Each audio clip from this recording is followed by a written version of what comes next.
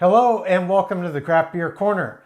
For today's beer review, we're jumping into a double IPA or an Imperial if you prefer, from Equilibrium Brewing Company. Now, I reviewed quite a few collaborative brews with Equilibrium and other brewers in the past few years. And one time I actually had a beer that was just them that brewed it, and then I had an equipment failure, so I lost audio and I couldn't upload it.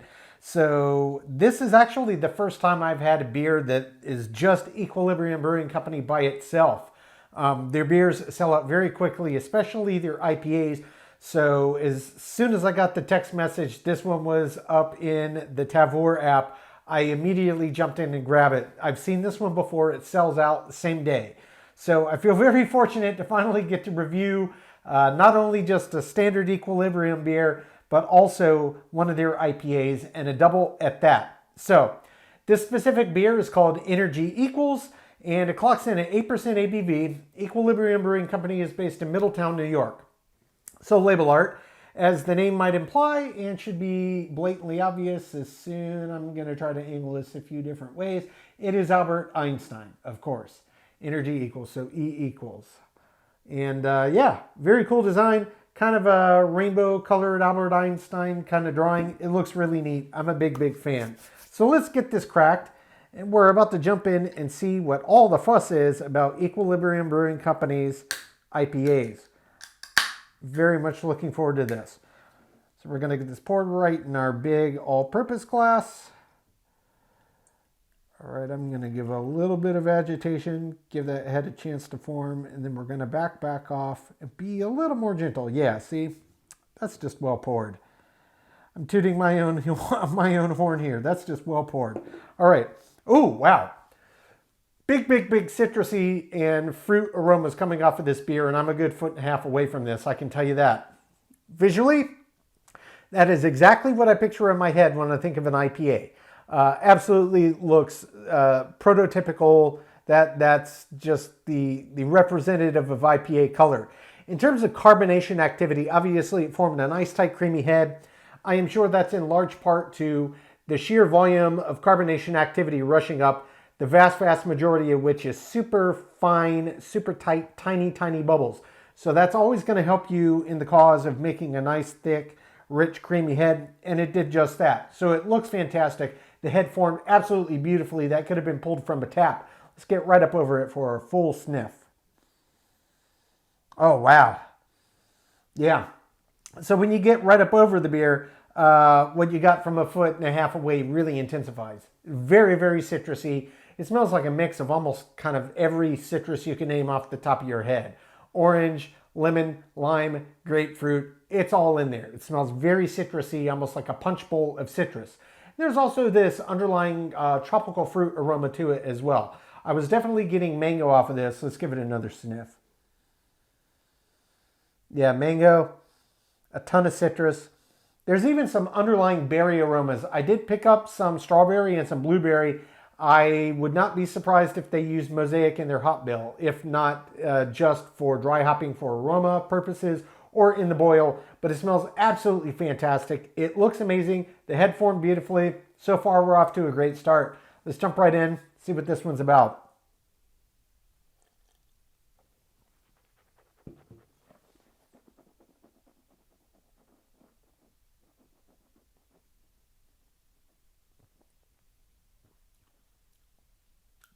Oh yeah. Oh, that's nice. Wow. That's a lot of hop flavors coming through on this one. I can tell you my gut reaction, very flavorful. A lot of the aromas that you got on the nose do translate into flavor in the glass, but there's also some interesting and much more complex flavors that make it through into this beer. In terms of bitter pungency, this is not a bitter IPA at all. It's a double. It's not super bitter. So they may have used a ton of high alpha acid content hops, but it looks to me like their mission on this one was to extract flavor compounds without all of the alpha acids and massive aromas from probably copious amounts of dry hopping. So this beer tastes very nice. In terms of flavor profile, what makes it into the glass? There is a little bit of a citrus kind of suggestion to it, though it's not as citrusy on the flavor as it is in terms of aroma. What citrus flavors do translate into the flavor profile, there is a little bit of orange and just slight suggestion of lemon. It's almost more rind, and a little bit of white grapefruit, not pink. It's definitely white. It's got a distinct, more present flavor to it. In addition to that, there is this slightly floral flavor to it. So almost like what a fresh bouquet of flowers smells like, that kind of flavor does translate into glass. And there is also quite a good bit of earthiness to the hops that they chose in this specific bill. Interestingly, there's also this underlying almost buttery quality to it. So it's got this mix of kind of citrus and floral and earthy flavors, but there's this rich buttery quality to it, which I get in some specific beers, but it's very rare to get in an IPA. It's very nice, it's very enjoyable. It kind of cohesively brings everything back. It adds this underlying richness to it. So you're not just getting citrus and pithy flavors, and you're not just getting floral and flower and trying to draw them together. It's got this rich buttery quality to it that kind of draws it all together, and it makes for a much more robust flavor profile rather than having more distinct off in their own kind of separate instances. It brings it all together almost like a liquid meal is the best way I could think to describe it. It's very, very good, very unique in terms of an IPA flavor profile.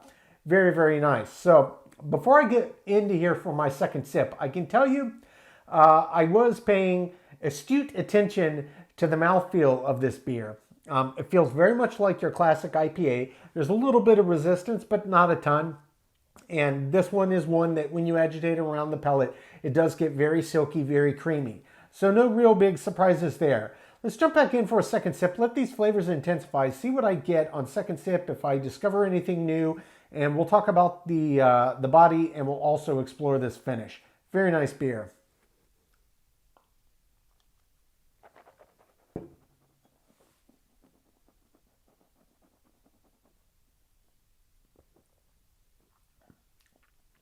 The body on this, I would say, is really medium light. It's much less robust than you'd expect for an 8% IPA. In terms of flavor intensification, on second sip, I'm getting a lot more citrus up front. That orange is really, really present. It's almost like fresh squeezed orange juice mixed with lime zest, or excuse me, lemon zest. It's definitely not lime, it's lemon. The grapefruit I could pick up in the aroma, it's a little more clear on second sip. It's subtle. It's behind the orange and the lemon profile. That floral quality really is coming through as well. And that underlying earthiness is really, as soon as that becomes present, that's when you get this rich, almost buttery undertone. It's almost like, trying to think of the best way to describe it, almost like a really heavily buttered buttermilk biscuit fresh from the oven. You pluck the Southern style buttermilk biscuit out of the oven, and you just take your salted butter and you brush the crap out of it and just really let that butter soak into the crust of the biscuit. That's where that underlying butteriness is coming from. And it's really part of this malt bill, I think, more than anything. And it does almost taste and take on this baked good, and it is really buttered biscuit kind of quality on this malt bill. Really, really nice. And that's not a flavor I would normally associate as pairing well with bright citrus intensity flavors, or indeed floral for that matter. It goes very well with earthy, but it absolutely works in this beer. It just kind of ties it all together. Really, really very, very nice. In terms of the finish on this beer, as you might anticipate, due to a relative lack of bitter intensity, it is not particularly long. It's significantly longer than I expected, given the lack of bitter forward nature of this. It's not at all. But the flavors are pretty intense themselves, and it does actually have a relatively decent length on the end of the finish. I would say it's high end of average, which is surprising to me and impressive considering how few bitters are really making it into the flavor profile of this beer. Overall, I really like this. This is a very interesting combination of flavors. It smells great. It looks the part. Head did a great job, and it's got these layers of complexity to the flavor profile that you don't normally associate with an IPA, yet here they are. And if you're somebody that really doesn't like a very, very bitter beer or IPAs at all because they're too bitter, this is one that I would say is a safe one to go for. A lot of interesting flavor and complexity to it without that harshness of the bitters if you don't really care for that. Overall, I'm a fan of this one. I like this. I'm going to take my time, sip on this beer, come up with my scores. When we come back, we'll get this one ranked from top to bottom.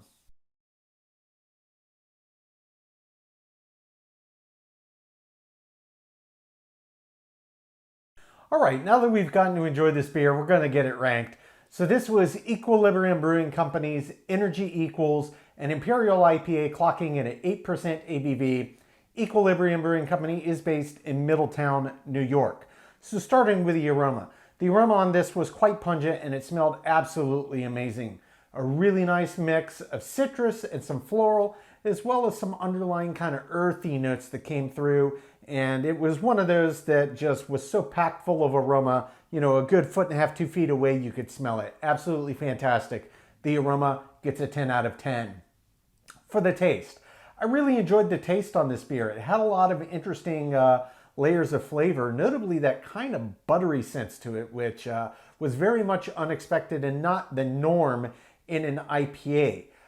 Really for me, as much as I enjoyed the interplay of how the aromas translated into flavor profiles in the glass and what came out at me, what held this one back was just an almost complete absence of bittering whatsoever. I mean, honestly, your average Pilsner off the shelf is far more bitter than this was. As an IPA, that for me is a little bit of a stylistic detour from what an IPA is and is about. I'm not saying everything needs to be, West Coast style, but there should be some sense of bitters in an IPA, and this just flatly, there were none. It was absent. That being said, a testament to how good the actual flavor of what came through is the score. I did rate it above average. Taste gets a 7 out of 7. For the body, this was another category that kind of surprised me. An 8% Imperial, low end for an Imperial, but still, that's above the average range for an IPA. And this was really, barely in medium range for the body. It was kind of medium light. I expected a lot more heft from this beer at this ABV range, and it just didn't have the presence.